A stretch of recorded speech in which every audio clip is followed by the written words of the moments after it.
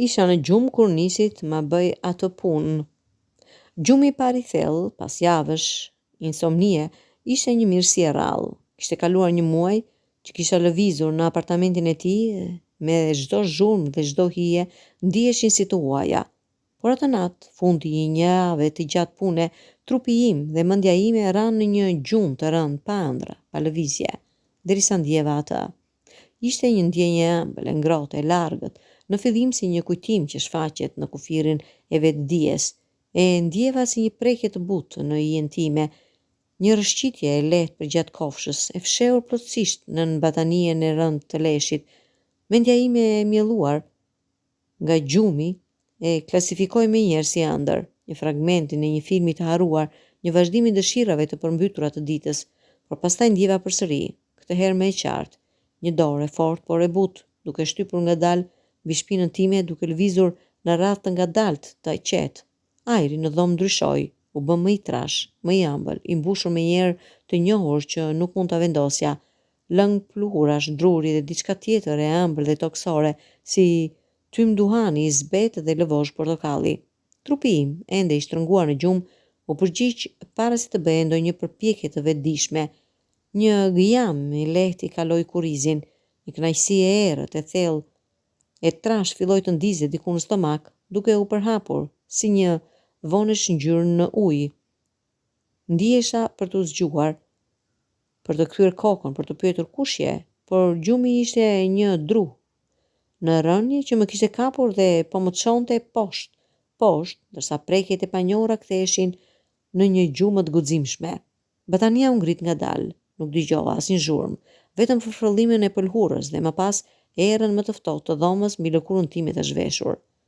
Dora ajo ishte padyshim një dorë tani, u rëshqit nën brezin e këmishës sime të gjumit. Pëllëma ishte e gjerë, e përhim, me gishtat të gjatë që gdhendën një rrugë të ngadalt nga barku im poshtë drejt kofshës sime. Del një rënkim nga gryka ime, mbytur nga jastëku. Kjo nuk ishte ëndër, kjo ishte përpjekja për të hapur sy dështoj. Ndjenja ashtu shumë e ëmbël, shumë e rëndë. Në vend të kësaj, shqisat e mia të tjera u zgjuan plotësisht. Ndihesha prekja e çdo gishti në lëkurën time. Ndihesha nxehtësia që vinte nga trupi i dikujt pranë meje në shtrat. Ndihesha fryma e ngrohtë që më prekte veshin dhe pastaj buzët, jo buzët e mia, por pjesët e buta të qafës, pikën ku fillonte shpatulla, duke më puthur me një ngadalësi që më shkaktoi dridhje. Ishte Leo, duhet ishte Leo. Ai kishte një çelës, ai ishte i vetmi që, por fryma nuk ishte e Leos. Leo përdorte një shkëlqim të ndryshëm dhe prekja ishte më e sigurt, më e përvojësuar, më pak e shqetësuar, më e përqendruar. Trupi im nuk kujdesej për identitetin. Trupi im u përgjigj me një përulje të plotë. Kur Dora gjeti vendin e brendshëm të kofshës sime, duke u ndalur aty, duke ushtruar një presion të lehtë, i gjithë unë u përul përballë meje. Këmisha ime e gjumit u ngrit më lart, pjesë derisa nuk mbeti asgjë midis lëkurës sime dhe asaj dore, dhe pastaj asaj dore tjetër. Ishim dy duar tani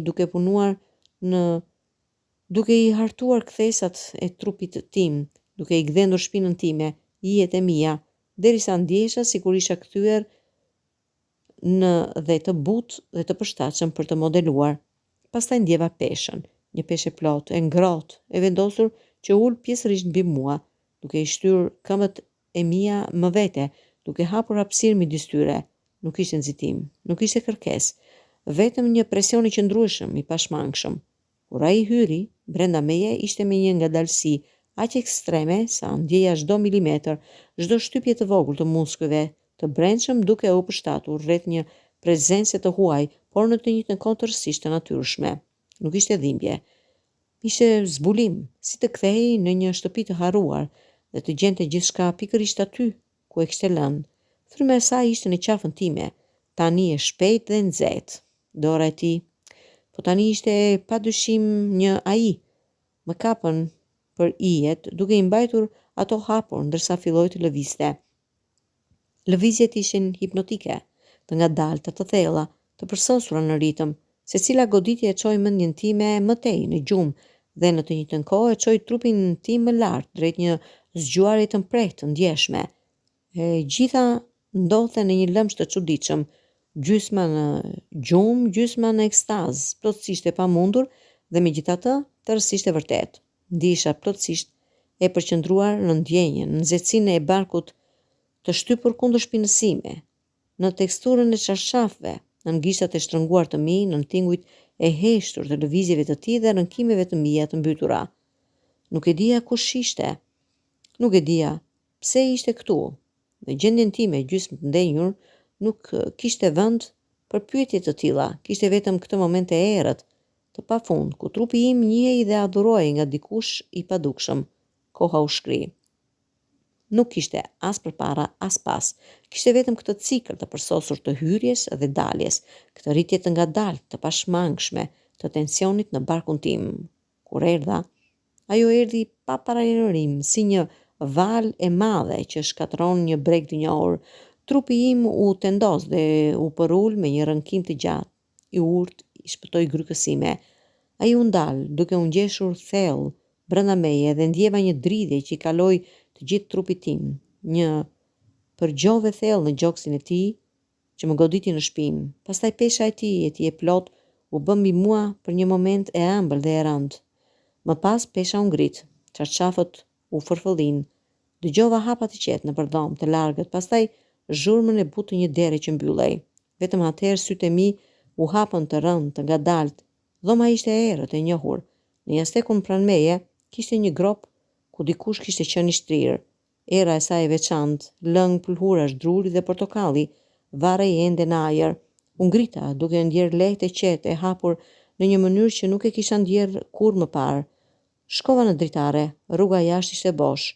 Në tryezën e kafes, pranë çelësave të mi, kishte një copë letër të vogël, palë. Në të, me shkrim të drejtë e errët, ishte shkruar: "Gjumi yt është i bukur, faleminderit që ndave." Nuk e kam parë kurrë me atë burr, por çdo herë që rëndoj në gjumë ndjej një shpresë të vogël të errët brenda meje dhe ndonjëherë shumë shpesh, kur zemërimi i natës është i thellë dhe dritat e qytetit janë më të errta, ndjej një prekje të butë në shpinë dhe e di se ai ka kthyer përsëri, jo si një huaj, por si një pjesë e natës sime, një zotëri e errësirës që më viziton dhe më lë me një paqe që zgjat për ditë.